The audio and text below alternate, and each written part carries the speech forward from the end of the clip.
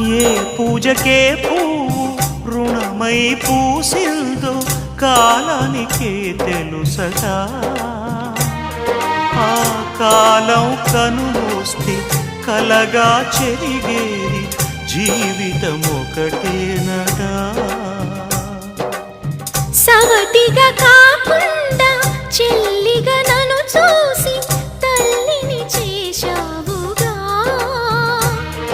ఈ పారాణి పాదాలు సేవించినా గాని రుణమే తీరదుగా.